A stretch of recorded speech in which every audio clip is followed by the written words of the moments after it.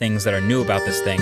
Obviously, the biggest difference is the display up front, the 5.8-inch OLED corner-to-corner screen that fits in a footprint smaller than the iPhone 8 Plus, which has a smaller screen. So naturally, pretty much all the focus is going to be on that, and the notch at the top, and how apps handle it, etc.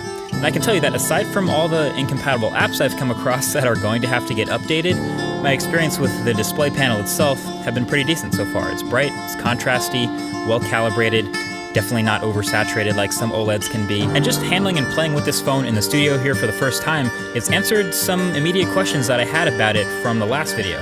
So first of all, since there's no home button, obviously, you have that swipe up gesture to go home, but we were wondering, how do you take a screenshot?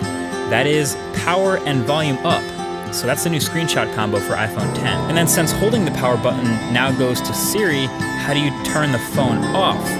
Well, it's going to be long pressing the power button and volume up key, and that'll get you to see that power off menu. So those are two new key combos to memorize there. And then of course I was reminded of how many gestures there are now to memorize.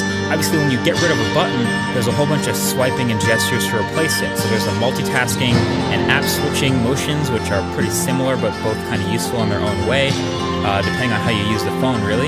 That's on top of the screenshot and power off combos, plus long holding the power button for Siri and double pressing it for Apple Pay. But basically there's a lot going on, and if you're gonna make a phone that's all screen, obviously you have to be able to do it all without a lot of buttons.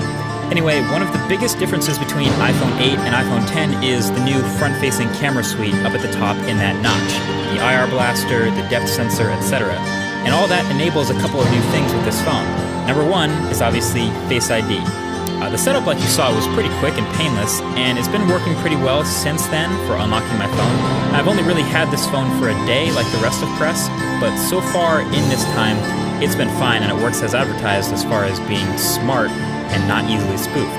You can see the little lock under the time when the phone is locked, and basically instead of placing your fingerprint, the phone will not unlock until you look at the phone like you did during the setup process. And then once you do, it's pretty quick to unlock.